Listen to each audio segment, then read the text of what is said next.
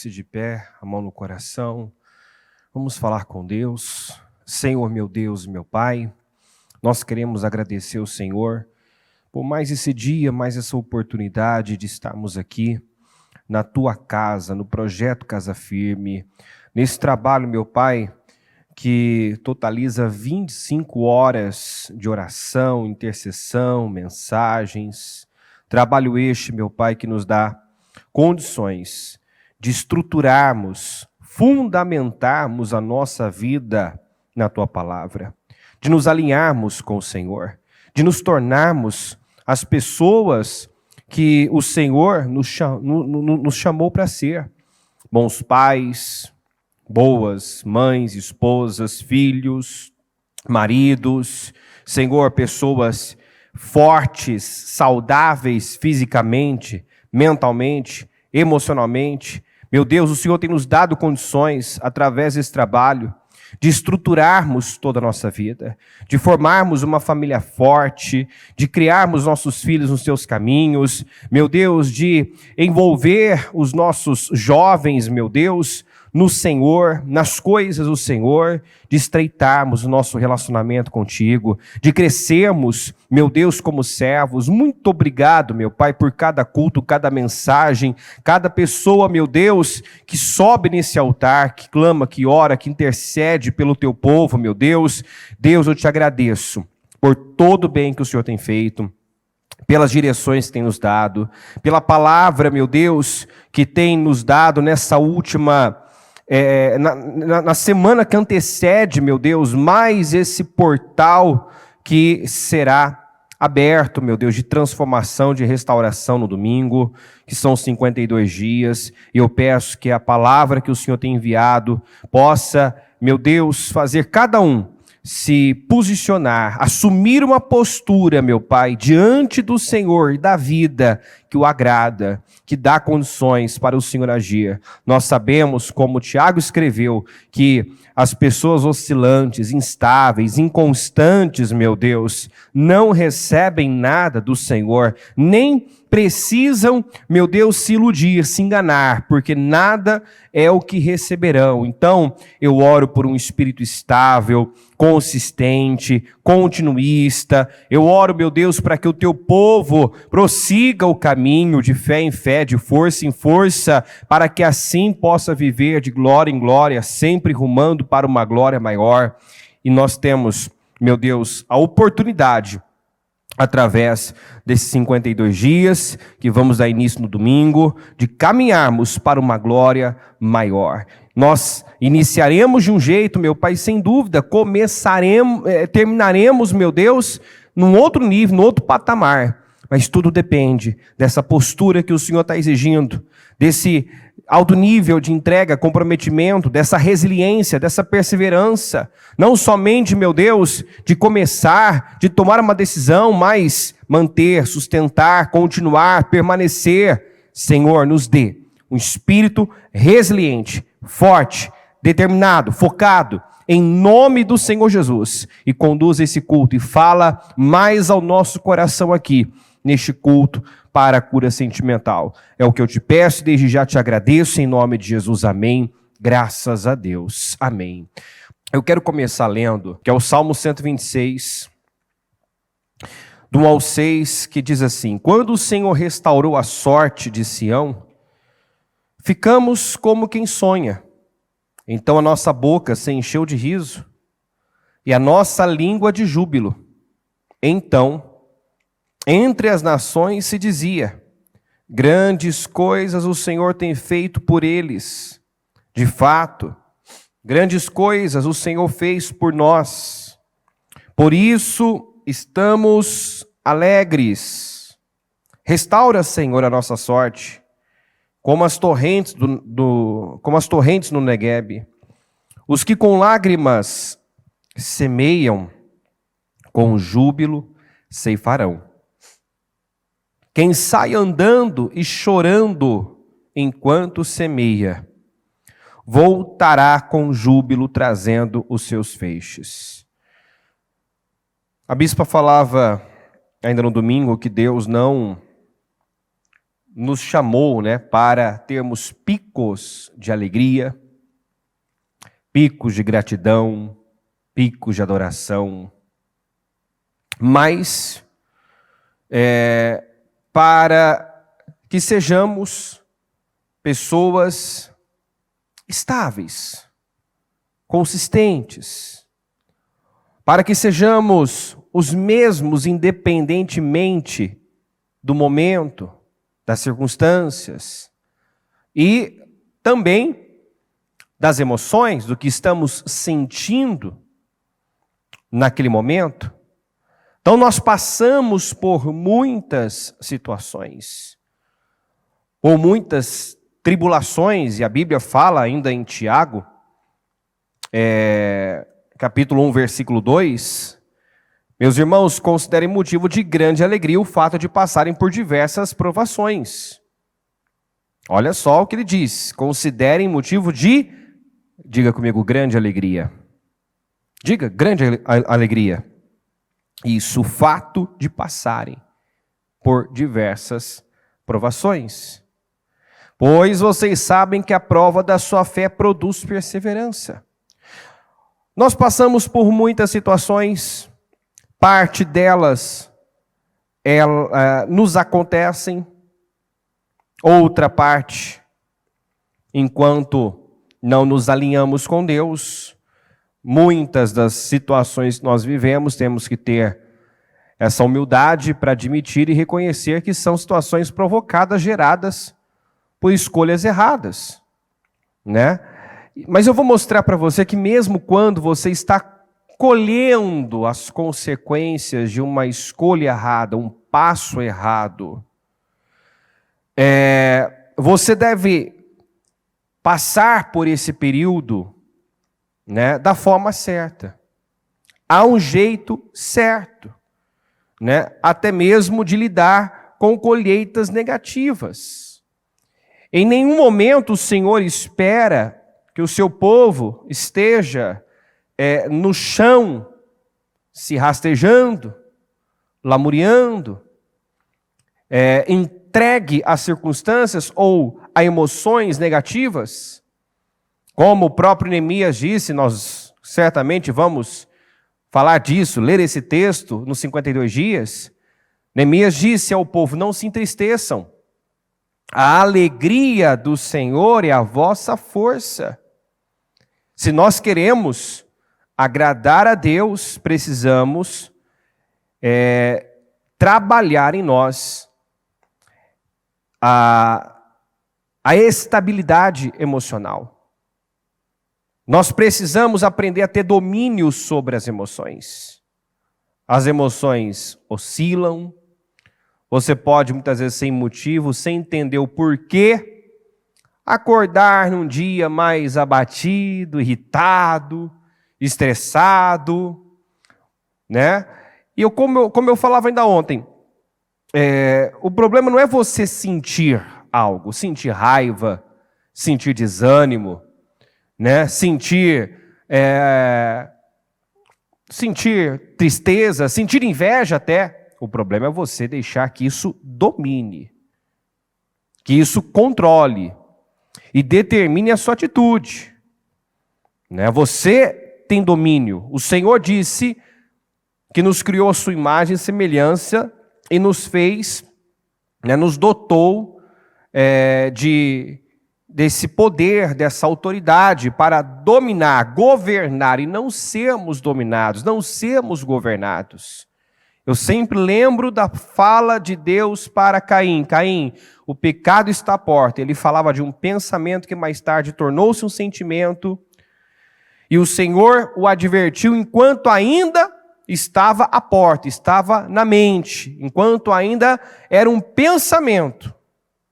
Porque é aí que nós devemos combater o mal, na mente, que é a porta do coração. Porque depois que desce o coração, é mais difícil. A força, o esforço tem que ser maior para vencer. Então, eu tenho que guardar o meu coração, protegê-lo, né, acima de todas as coisas, porque se algo toma meu coração, toma a minha vida. Tomou meu coração, vai sair o que está aqui dentro, em forma de palavras, atitudes, que nós já aprendemos que são sementes. Uma vez que eu falei, que eu fiz, né, que eu decidi, e isso vai me trazer um resultado. Então, as minhas decisões e as minhas palavras não podem ser com base no que estamos sentindo, né?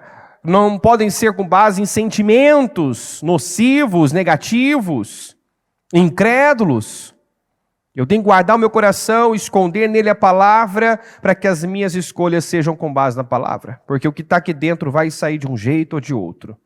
E tem que sair a coisa certa, tem que sair o que a palavra diz. Para sair o que a palavra diz, a palavra tem que ser escondida no coração. Eu recebo a palavra e eu guardo no coração. Eu creio nela, para que eu seja capaz de falar a palavra, declarar a palavra, agir de acordo com a palavra. Então, Deus precisa que o seu povo entenda o que o agrada, o que o alegra. É essa estabilidade emocional. Você, independentemente do momento, manter-se de cabeça erguida, alegre, forte. Digo fraco, eu sou forte. E não espere encontrar no seu povo fraqueza, tristeza, rendição.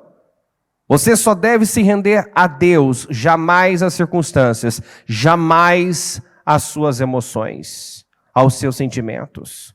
Renda-se a Deus. Seja dominado pela palavra. Se vista da palavra. Não se vista de um sentimento.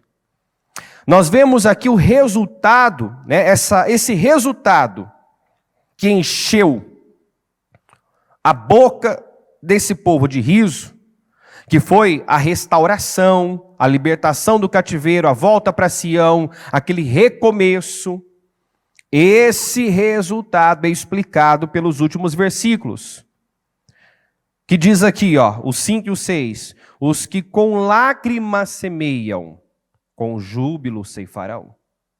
Os que com lágrimas semeiam, os que mesmo em meio à dor, os que mesmo entristecidos, angustiados, abatidos, talvez até desanimados, fazem como os heróis da fé, encontram força, da fraqueza tiram força, mas não param, não recuam, não se cansam de fazer o bem, continua andando, continua semeando, continua fazendo a coisa certa, continua esperando, continua confiando, tem como resultado final a colheita que almejam, né? No final, com júbilo, vai ceifar, vai colher aquilo que ele espera. Então, tudo passa. Até mesmo as consequências de uma escolha ruim, de decisões ruins, passos errados. Passa. Desde que eu passe por esse momento da forma certa.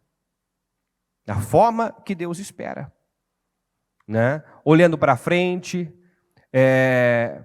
esquecendo as coisas que para trás ficam, não lamentando o que aconteceu, não reclamando, né, da colheita ruim, negativa. Por exemplo, quando esse povo foi levado para o cativeiro, eles entraram num tempo que duraria inevitavelmente 70 anos. Deus lutou para impedir que o povo fosse levado cativo. Só Jeremias, por 23 anos, foi usado por Deus para pregar a palavra, para pregar arrependimento. Lá estava o Jeremias o tempo todo, né, confrontando o povo, alertando o povo, corrijam a sua conduta, arrependam-se e tal. O povo não quis ouvir, o povo não deu ouvidos. Deus lutou para impedir o cativeiro. Que o povo se, né, encontrasse nessa situação. Mas não teve jeito. Quando foi dito, agora vocês serão levados cativos. E o cativeiro vai durar 70 anos. Foi dito a eles, por exemplo, o que está aqui em Jeremias 29:4. Assim diz o Senhor dos Exércitos, o Deus de Israel, a todos os exilados que deportei de Jerusalém para a Babilônia. Olha só o que foi dito: construam casas e habitem nelas, plantem jardins e comam de seus frutos, casem-se e tenham filhos e filhas, escolham mulheres para casar-se com seus filhos e deem suas filhas em casamento para que também tenham filhos e filhas. Multipliquem-se e não diminuam. Busquem a prosperidade da cidade para a qual eu os deportei e orem ao Senhor em favor dela, porque a prosperidade de vocês depende da prosperidade dela. Então o Senhor disse: agora que o cativeiro é inevitável, ou seja, é a consequência da desobediência, é a consequência da dureza de coração, de não ouvirem a palavra. Não ouve a palavra, né? Deus mexe nas circunstâncias. Agora que vocês, inevitavelmente, vão ser, deportados para a Babilônia como cativos, lá vocês deverão construir a vida de vocês. Não é porque estão cativos, estão presos, estão numa terra que não é a terra de vocês, estão debaixo de um jugo, que vão cruzar os braços, vão lamentar, o ocorrido, vão reclamar, da situação, vão se amargar com um momento difícil, não, vão construir a vida de vocês, vão seguir em frente da melhor maneira possível, plantando agora o que não foi plantado antes. O que vocês não fizeram antes, faço agora, planta agora. Porque toda colheita tem o início e tem o fim. Eles estavam colhendo.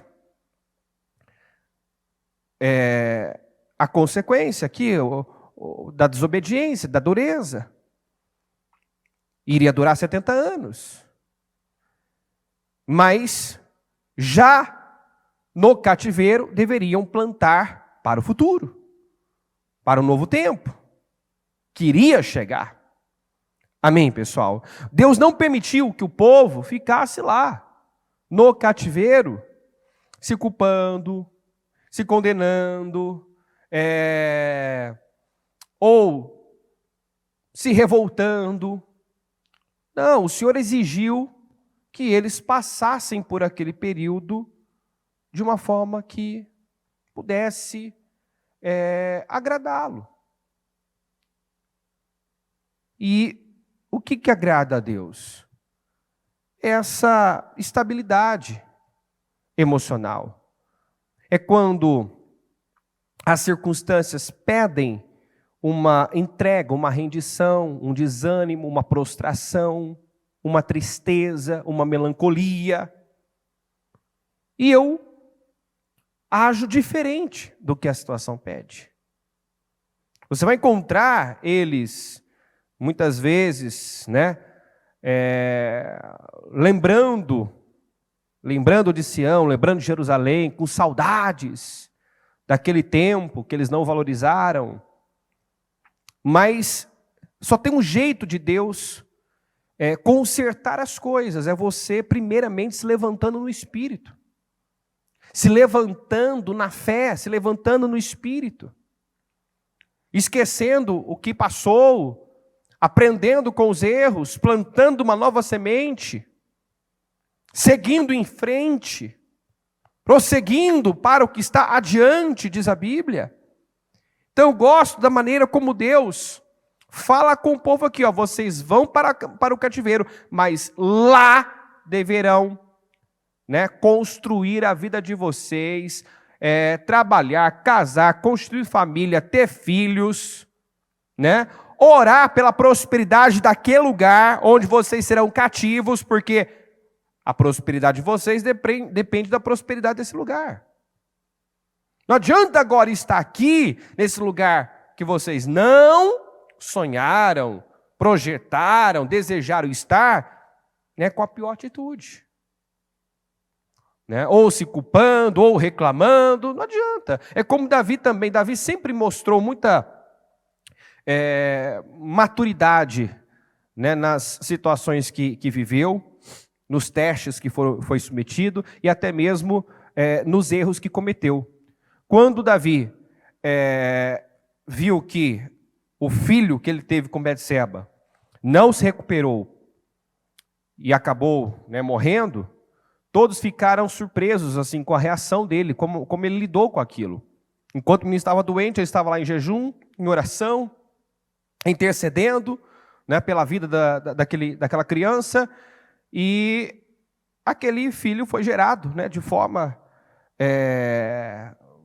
maldita. Então, a perda foi uma consequência, a morte daquela criança foi uma consequência. E quando o menino morreu, todos temeram. Bom, se ele estava aí sem comer, sem beber, em jejum, orando, enquanto a criança estava doente, agora o que será que ele vai fazer? Vai enlouquecer se souber que a criança morreu. Não, quando ele soube, ele percebeu que os seus soldados ali estavam com receio de contar, mas ele entendeu que a criança tinha falecido, ele se levantou, se banhou, se perfumou, foi para o templo, seguiu com a vida, adorou o Senhor. Todos temiam uma reação, sabe aquela reação de desequilíbrio, de desespero? Não, ele reagiu com maturidade. Eu fiz a minha parte, eu orei, eu busquei, Mas, por um lado eu entendo que eu provoquei isso. Isso é consequência. Foi gerado de forma ilícita, Então, não adianta agora eu lamentar. O que me resta é me levantar no espírito, aprender com essa situação, plantar uma nova semente e dar condições para um novo tempo chegar. Amém, gente? Então, o Senhor espera essa estabilidade. Quando eu passo por um momento difícil, por tribulações, como o Tiago disse, meus irmãos, considerem motivo de grande alegria. Ou seja, o Senhor não quer que eu perca a minha alegria quando o problema chega. O Senhor não quer que eu perca a minha alegria quando eu me deparar com um momento difícil, mas que eu considere motivo de grande alegria, porque cada dificuldade, cada problema, e outro dia nós falamos sobre isso, até os nossos erros, Deus tem um propósito em cima disso. Nada é acidental. Os seus erros não foram acidentais. Se você tem condições, Deus usa e transforma os seus erros numa mensagem, em algo que vai ajudar, vai levantar pessoas. Tudo que você já viveu, já passou, não é acidental. Deus pega tudo isso e transforma em algo muito bom. Ele é especialista em fazer isso, em transformar choro em riso, em maldição em bênção, em vale do choro, das lágrimas, num vale de bênção. Ele é especialista. Mas nós sempre observamos isso, que primeiro tem que haver uma reação interna, um levantar no espírito, uma mudança interna, porque nada Deus vai fazer com a pessoa sendo influenciada pelas circunstâncias, tomando a forma do problema. Nada Deus pode fazer na vida de uma pessoa que assume a forma do problema, que age como a situação pede. Então, as circunstâncias estão mudando, situações estão acontecendo, suas emoções oscilam. E se você se basear nisso, você vai ser uma pessoa inconstante, volúvel, que não vai dar condições para Deus agir na sua vida. Por isso que a Bíblia fala assim, Filipenses 4:4, alegrem-se sempre no Senhor, novamente direi, alegrem-se. Em Tessalonicenses 5,16 diz, alegrem-se sempre. Então não é de vez em quando. O Senhor não quer que eu tenha picos de alegria. No Salmo 26 nós vemos um povo, um povo eufórico, um povo que estava assim, me belisca para ver se eu realmente estou acordado, porque parece um sonho, sabe aquela euforia, aquela alegria, por quê? Porque estavam saindo do cativeiro, se vendo livre de uma situação. Mas você, conhece a história, sabe que na volta começaram, a reconstrução do templo,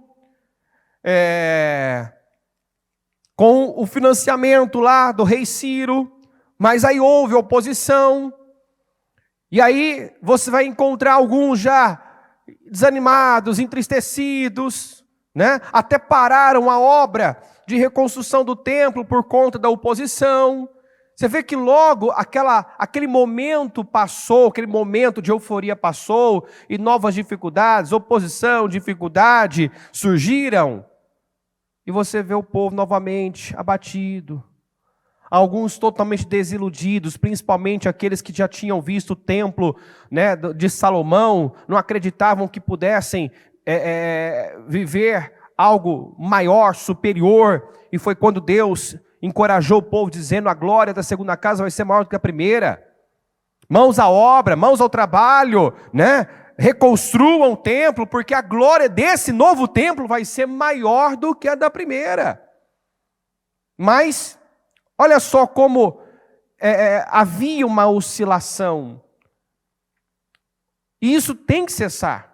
Nós temos que aprender a lidar com as nossas emoções, sentimentos, situações que acontecem.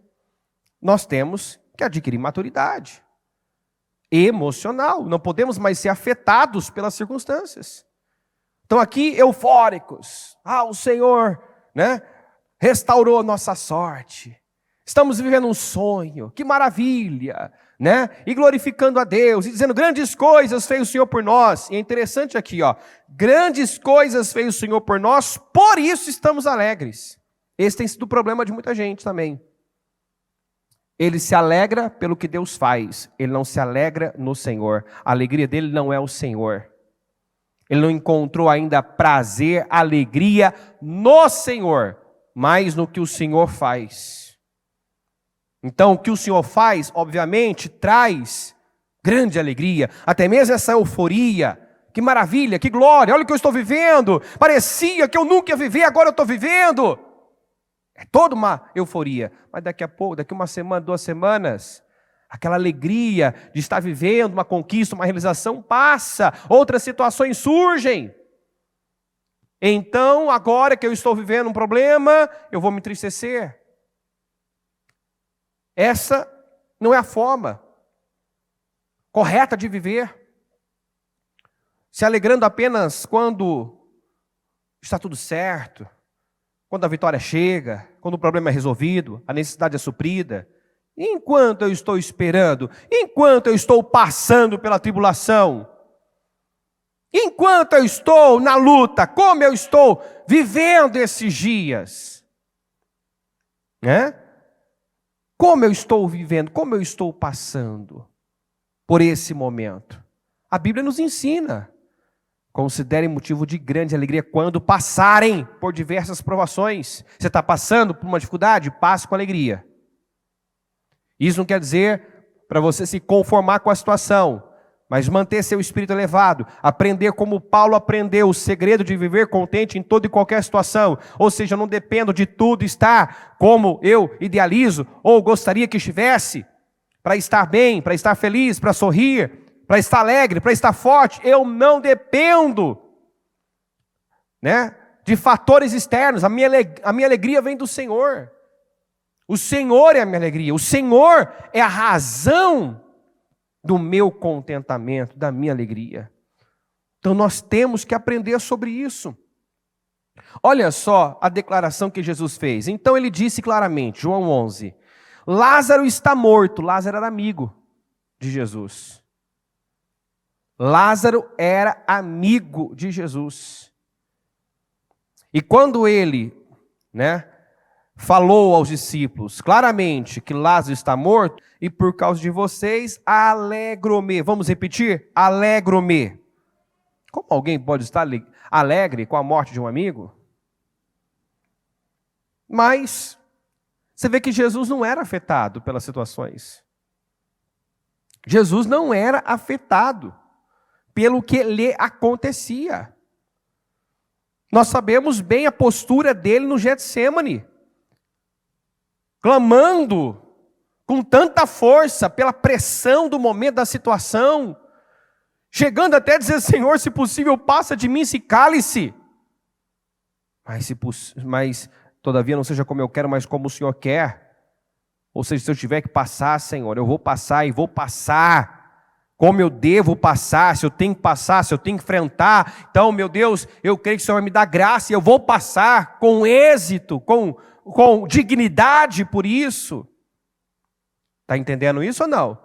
Então, passa de mim, Senhor, se possível. Estava difícil, mas você não vê Jesus se entregando à situação. Você não vê Jesus sendo movido pela circunstância. Está difícil demais. Não é a situação que vai determinar a minha atitude. Não é o momento que eu vivo que vai determinar a minha atitude e as decisões que eu vou tomar. Como eu vou agir. Como eu vou passar. Não. Então, por causa de vocês, alegro-me de que não estivesse lá, porque isso vai ser mais uma oportunidade, vamos repetir, mais uma oportunidade para que vocês creiam. Nós temos que aprender a olhar para as dificuldades como oportunidade.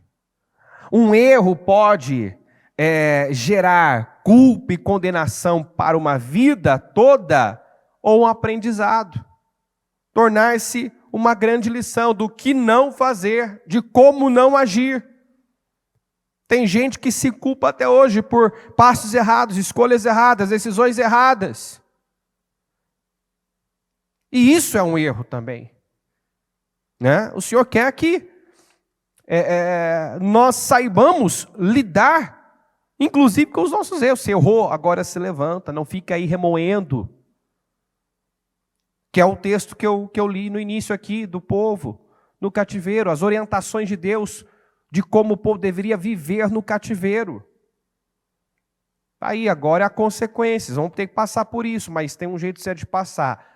Construam casas, trabalhem, se casem, deem suas filhas em casamento, constitua a família, tenha filhos, siga com a vida, multipliquem-se e não diminuam. Quer dizer, não é para parar, não é para cruzar os braços, não é para se darem por vencidos, não é para acreditar que agora tudo está perdido. Não, vocês estão passando agora por um momento difícil, que nesse caso é a consequência de escolha errada, mas não pense que é o fim, que acabou, que não tem mais jeito.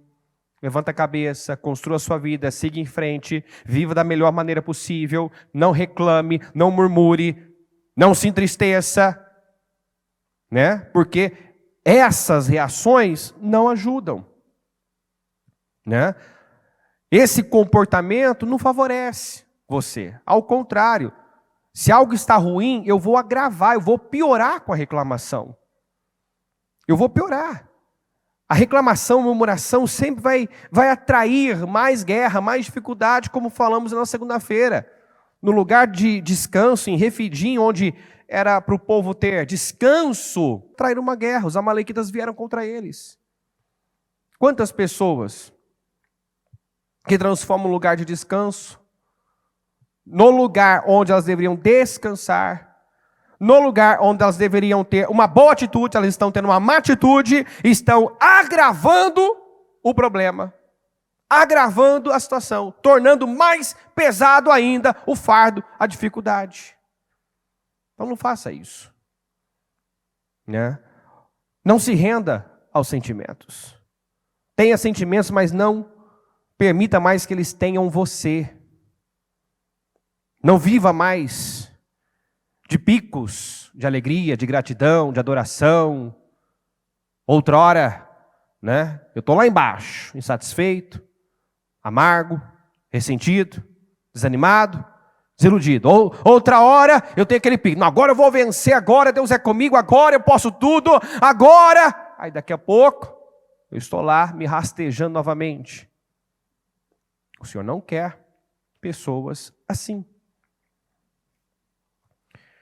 Aqui em Coríntios, 2 Coríntios 8, eu gosto muito desse exemplo da igreja, das igrejas da Macedônia. Agora, irmãos, queremos contar-lhes o que Deus, em sua graça, tem feito pelas igrejas da Macedônia. Apesar de terem elas passado por muitas dificuldades e apertos, misturaram sua grande alegria com sua profunda pobreza. Olha a mistura que houve. né? Olha como lidaram com as dificuldades. Olha o que saiu dessas igrejas, né? Dessas pessoas no momento da dificuldade. Saiu generosidade.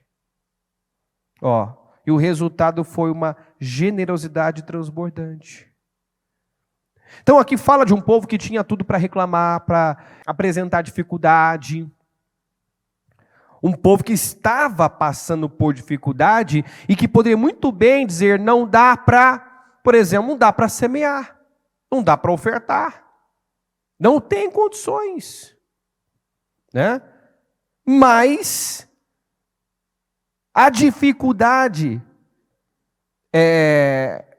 produziu neles essa generosidade transbordante. Misturaram sua grande alegria com sua profunda pobreza e o resultado foi uma generosidade transbordante.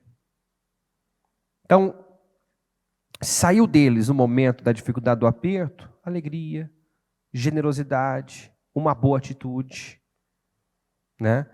E aí no 11 diz assim, já que começaram a agir de modo tão entusiasta, vocês devem prosseguir até o fim com a mesma alegria, dando tudo quanto puderem de tudo quanto possuem, com o mesmo entusiasmo que tiveram no princípio. Aqui fala de continuismo. Manter aquela atitude para a vida. Até o fim da minha vida. Né? O mesmo entusiasmo que vocês tiveram no princípio, mantém ele. Prossigam até o fim com a mesma alegria, com o mesmo entusiasmo que tiveram no princípio. Ou seja, tem que ser algo estável, contínuo. Não posso, né, ora, me doar, me jogar em Deus, me dedicar a Ele, me voltar para Ele, me submeter a Ele, e outrora, relaxar, me distrair, me desfocar, afrouxar com as boas palavras. Outrora, nenhuma palavra me toca, nenhuma palavra me levanta, nada que Deus fale é o bastante. Eu entro numa desilusão, numa angústia, numa tristeza. Deus não pode agir na vida dessas pessoas. Tiago deixou claro, não pense que tal pessoa vai receber alguma coisa dessa forma. Porque essas pessoas mostram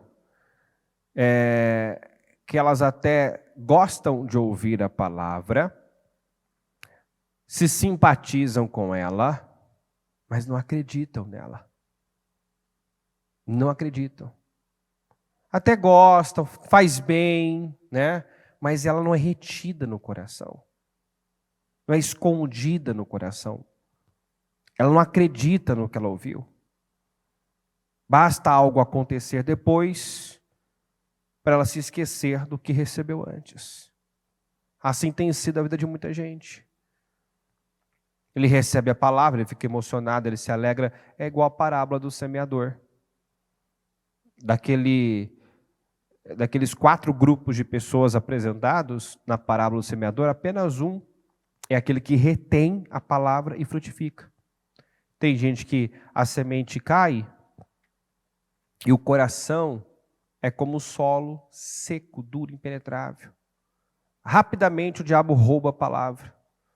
Às vezes mal saiu da igreja, já no estacionamento está sendo roubado. Já no estacionamento está fazendo o oposto do que foi ensinado. Sendo reprovado no teste, o qual foi preparado para passar. Outros, né, até recebem com alegria a palavra, mas não tem raiz, não tem profundidade. É aquela pessoa que se emociona, gosta de ouvir, mas não acredita.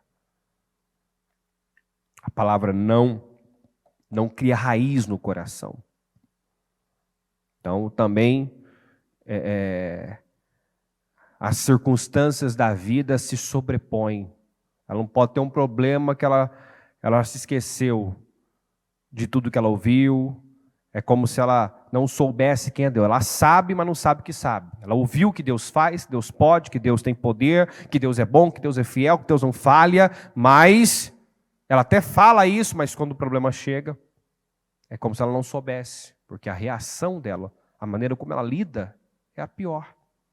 Reclama, murmura, porque Deus tal, eu não esperava que isso acontecesse. Enfim, age como se não soubesse quem é Deus. Outros, é como a semente que foi sufocada por espinhos. É a pessoa que os afazeres da vida, né? Muitas vezes as próprias bênçãos ocupam o lugar de Deus e sufocam a palavra. Então esse tipo de gente não dá fruto, não frutifica. Esse tipo de gente não permanece. E nós precisamos entender sobre isso, que é exigido. Essa é uma postura exigida para uma vida de vitórias. Porque vitória, todo mundo já teve na igreja. Dificilmente alguém, é muito difícil alguém dizer que nunca teve vitória, que nunca Deus fez nada na sua vida. A maioria tem algo, se não todos têm algo para contar que Deus fez. Mas Deus não quer que eu tenha vitórias, Deus quer que eu tenha uma vida vitoriosa e uma vida que progride, que avança, que cresce. Ele quer que um ano seja melhor que o outro, que eu vá de uma glória para uma glória maior. E se nós não entendemos sobre manter as mãos erguidas, manter a postura, mesmo cansado, criar um meio, mas não baixar as mãos, não baixar a guarda, não retroceder, manter. O que nós falamos na segunda-feira? No capítulo 17, 11 de Êxodo, enquanto Moisés mantinha os braços erguidos, diga mantinha os braços erguidos, os israelitas tinham a vantagem. Quando abaixava os braços, a vantagem era dos amalequitas.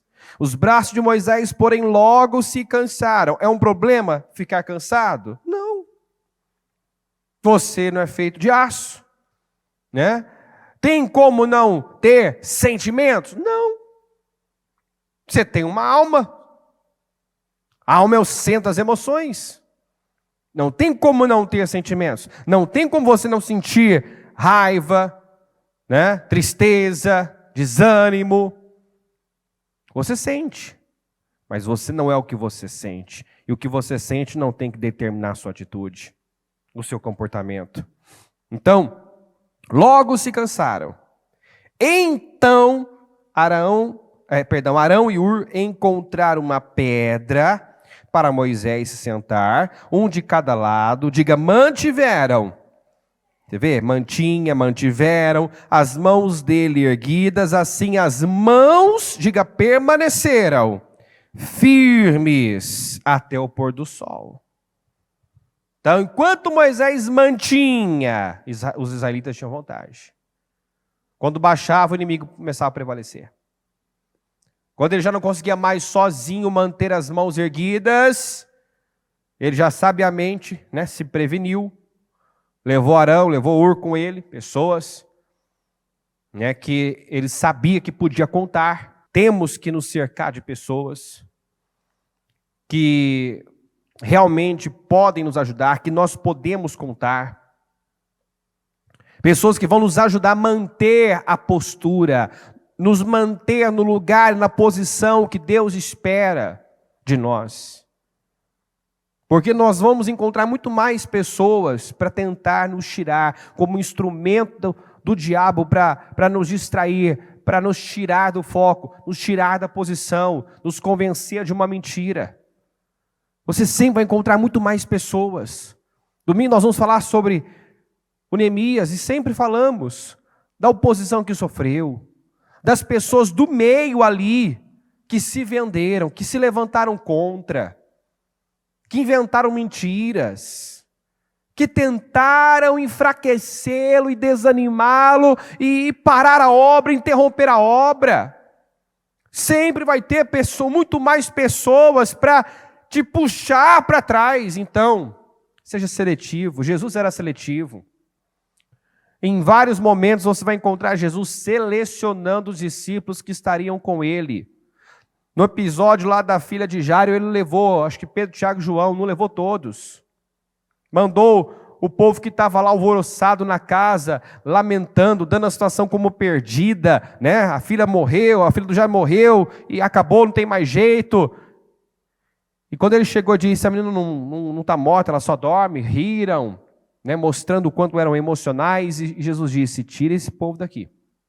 Mandou todo mundo sair, ficou só o pai, a mãe e os discípulos que ele escolheu a dedo. Por quê?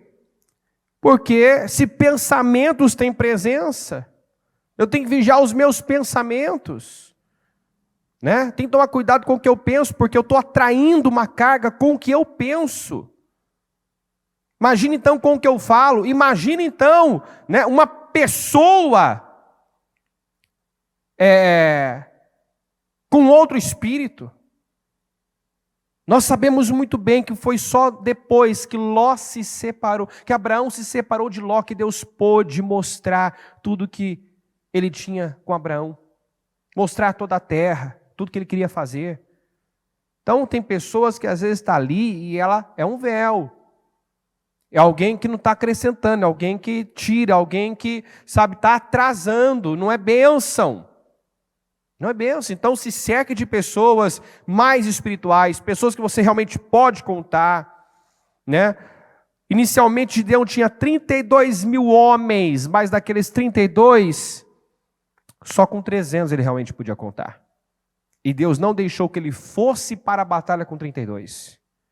Sabe por quê? Se ele tivesse ido com 32 mil homens, ele teria perdido a guerra. Aqueles homens poderiam atrapalhar. Então, se é para atrapalhar, já sai do caminho. Né? Já volta, está com medo, não precisa ir, volta, voltou 22, no segundo teste, acho que 9.700. Restou 300 apenas. Mas 300 que ele realmente podia contar, que estava do lado dele, que não estava ali, né, para agradá-lo, mas estava ali porque entendeu, é o certo. Gideão está do lado de Deus, eu quero estar do lado certo, e estar com Gideão é estar do lado de Deus. Então, com aqueles 300, ele venceu a guerra. Então, eu preciso me cercar das pessoas certas. Pessoas que quando eu cansar, quando eu, né, não conseguir mais, vai ser esse incentivo. Essa pessoa que vai me ajudar a me manter com as mãos erguidas. Assim as mãos permanecerão firmes até o pôr do sol, até o final daquele dia. Foi fácil para Moisés manter a postura, manter as mãos erguidas? Não foi. Se eu tivesse começado a reunião e dito no início, às 15 horas, por favor, levanta as mãos e não baixe as mãos até o culto terminar. Eu não sei se todos estariam assim até agora. Entendeu? Vamos participar do culto assim hoje, com as mãos erguidas. Não baixe as mãos. Entendeu? Não baixe as mãos. Vou fazer o teste aqui. Vou ficar aqui até o final assim. Vamos ver entendeu? Como é que vai terminar o culto. Era um teste de resistência. Moisés teve que ser muito resiliente. Detalhe, você está num ambiente que eu não vou dizer que está climatizado, que eu estou com calor aqui, se quiser ligar o ar. Entendeu? Está quente, mais quente hoje, mas assim, o quente de hoje, o quente da igreja aqui não se compara com o quente do deserto. Entendeu? Ele estava no deserto, debaixo de sol, um sol escaldante, o sol cansa, dias mais quentes sugam a nossa energia. Então, manter-se naquela posição foi um desafio, um teste de resistência, de resiliência. E eu creio, Deus traz uma mensagem como essa já para nos preparar para os 52 dias. Nós sabemos quanta oposição Neemias sofreu, quanto ataque, quanta injustiça. Nós sabemos que até gente do meio se virou contra ele. Ele estava lá lutando por aquele povo e muitos ali se vendendo, sendo comprados. E trabalhando para o lado oposto.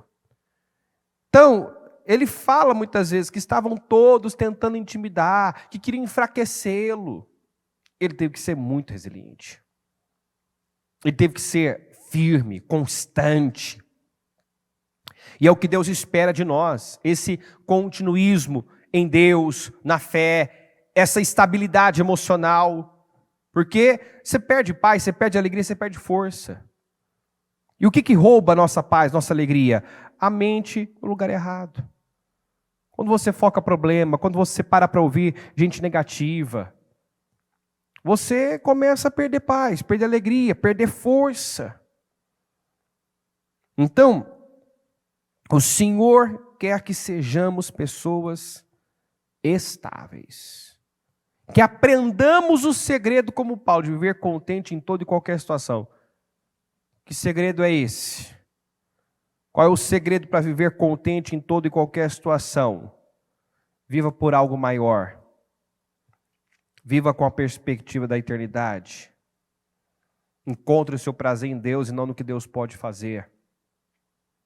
Entenda que a sua alegria, a sua paz, a sua felicidade não vem da realização de um sonho, da solução de um problema, mas vem de um relacionamento com Deus. Passe a se relacionar com Deus, passe a adorar a Deus, independente da situação. Ele é a sua fonte de contentamento, de alegria. Aqui em Timóteo, olha só, 1 Timóteo 6,6. Vou ler na NVI, depois na NBV. De fato, a piedade, diga comigo, com contentamento, é grande fonte de lucro.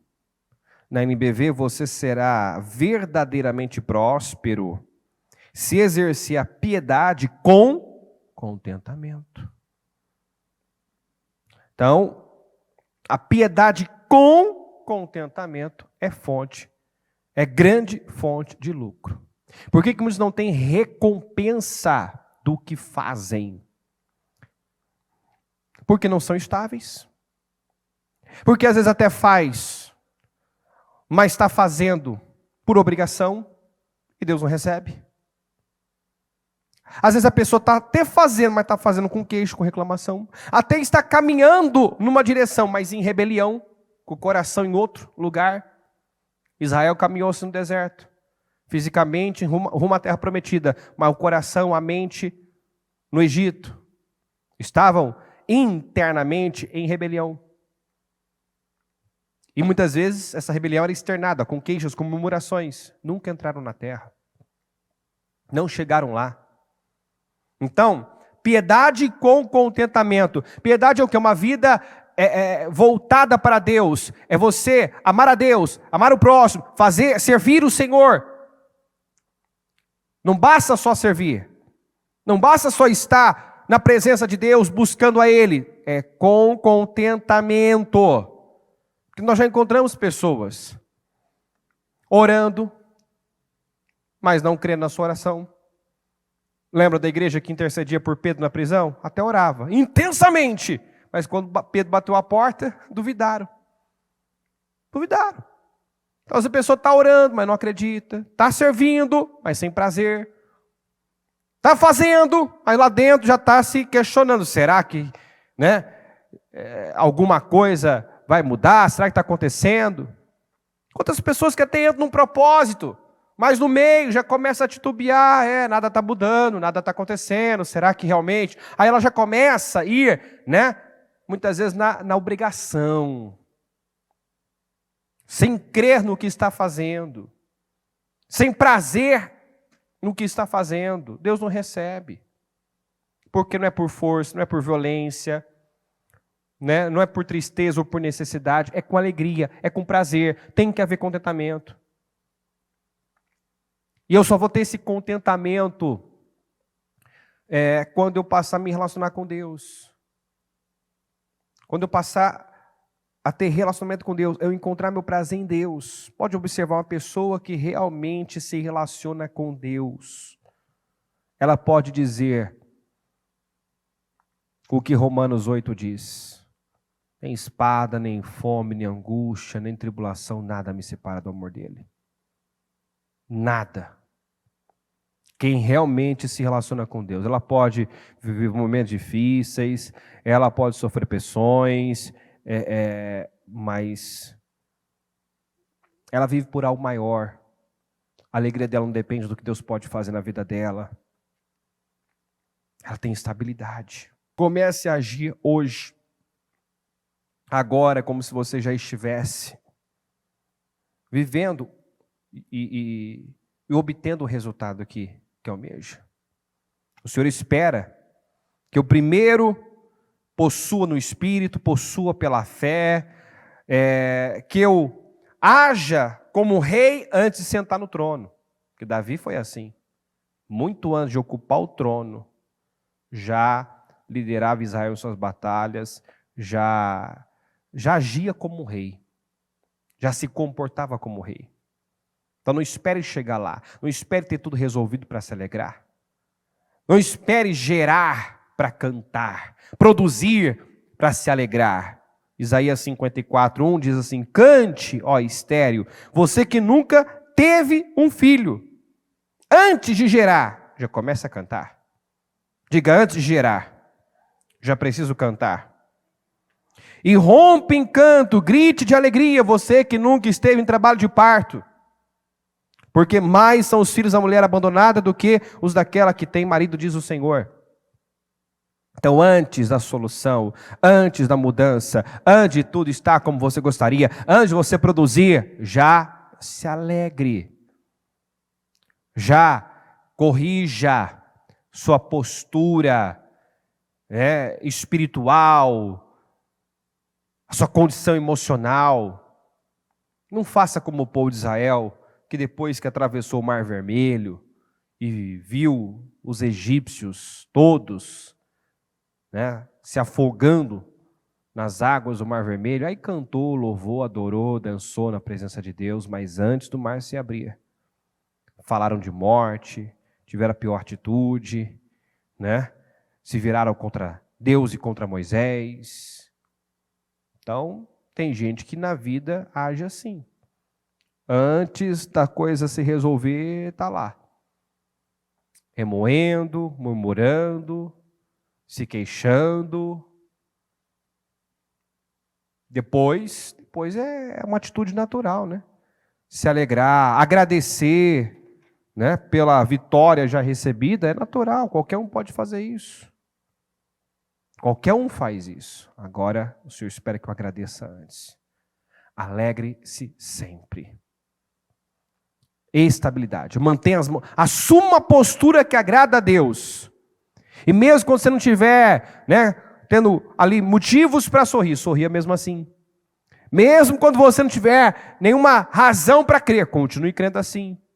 Mesmo quando parecer que nada está funcionando, continua semeando. Continua andando e semeando, porque você vai colher com alegria. Amém, gente? Em nome de Jesus. Fique em pé, por gentileza. E a mão no seu coração, com seus olhos fechados. Senhor, meu Deus e meu Pai, eu quero orar em favor do seu povo agora. O Senhor nos prepara através dessas mensagens para esse grande portal que nos será aberto no domingo. O Senhor já, meu Deus, dá a linha do que espera de nós. A postura que devemos assumir e manter, que é uma postura firme, constante, estável.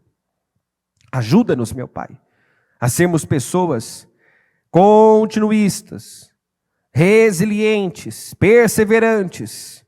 Ajuda-nos, meu Deus, a assumir uma postura de guerreiro e manter essa postura a despeito de qualquer situação, acontecimento, levante. Nós sabemos, meu Pai, que quando entramos num propósito, guerras se levantam, opositores se levantam, mas o Senhor quer que o seu povo já assuma a postura que Moisés assumiu no alto da colina. E mesmo que se sinta cansado, mesmo que tenha a sensação de que nada está adiantando, mantenha essa postura, mantenha o foco na coisa certa. Não se renda às circunstâncias nem às emoções do momento, meu Deus. Em nome de Jesus, eu quero em nome de Jesus, repreender toda fraqueza emocional, toda instabilidade emocional. Em nome do Senhor Jesus, eu quero repreender toda tristeza, desilusão, meu Deus, toda apatia, toda fraqueza. Em nome do Senhor Jesus, eu repreendo agora essas setas demoníacas que vêm para confundir, que vêm para perturbar, que vêm para desacreditar, que vêm para fazer essa pessoa baixar as mãos, recuar, abrir mão do que sonha. Em nome de Jesus, que essa força demoníaca que muitas vezes controla, sabota a vida dessa pessoa através do domínio das emoções, eu rejeito agora, em nome do Senhor Jesus. Eu rejeito agora, meu Deus, essa fraqueza emocional, esse desequilíbrio emocional, essa instabilidade emocional. Eu ordeno que saia em nome do Senhor Jesus. Em nome do Senhor Jesus. E oro, meu Deus, para que essa pessoa, como diz na sua palavra, volte à sua fortaleza e como um prisioneiro da esperança, não abra mão da sua confiança, levante as suas mãos, meu Deus, e não saia da sua posição, meu Deus. E quando eu digo não saia da sua posição, continue crendo, continue sorrindo para o futuro, porque, meu Deus, ainda que ela esteja atravessando um momento difícil, se ela continuar andando e plantando a boa semente, um momento é só um momento, isso vai passar. Ainda que ela esteja colhendo, meu Deus, um período como esse, com uma safra horrível de escolhas negativas, mas o caminho, meu Deus, não é olhar para o que fez e remoer os seus erros, mas é aprender com eles e plantar diferente, fazer diferente. Quando Israel se viu no cativeiro, não tinha escolha a não ser olhar para frente, fazer diferente. E chegou o tempo, meu Deus, em que o Senhor agiu, o Senhor despertou o coração do rei Ciro para, meu Deus, libertá-los, financiar a reconstrução do templo. Então, meu Deus, chega o momento que aquela situação cessa, aquela colheita ruim cessa, mas ela precisa hoje, agora, se levantar no Espírito, assumir a postura que o agrada. A alegria do Senhor é a nossa força. O Senhor não quer ver o seu povo entregue. Meu Deus, os muros de Jerusalém ficaram lá por tanto tempo em ruínas, meu Pai, porque o povo estava entregue à situação. Mas quando se encheram de coragem, se levantaram, meu Deus, em 52 dias tudo mudou. E o Senhor já está nos preparando, meu Deus, para essa postura, para esse posicionamento, que vai dar condições para o Senhor agir e fazer uma grande e poderosa obra de restauração nas nossas vidas. Eu abençoo cada um e determino que todos saiam desta reunião decididos, meu Deus, a serem pessoas firmes, constantes, consistentes, estáveis, resilientes, meu Deus, que ela saia daqui com esse compromisso, meu Pai, de manter as suas mãos erguidas, meu Deus, de criar um meio, mas não sair da posição. Quando Moisés não conseguiu, meu Pai, um meio foi criado para ele se manter naquela posição. Um meio foi criado, é o que o Senhor espera que nós façamos, que criemos um meio, que de alguma forma, meu Deus, hajamos para manter a postura que vai dar condições para o Senhor agir. Abençoa o teu povo com força, com resiliência, com um espírito focado, determinado, meu Deus, em nome de Jesus, e que ainda que ela esteja, Senhor, vivendo um momento difícil hoje, ela comece a sorrir pela fé, ela comece a cantar antes mesmo de gerar os frutos, os projetos, meu Deus, dar a luz aos projetos que ela tem, porque ela vai dar a luz, ela vai gerar. Eu creio nisso.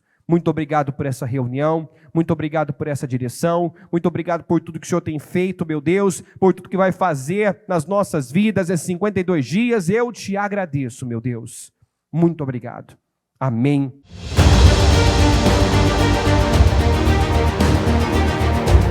Nós precisamos de força,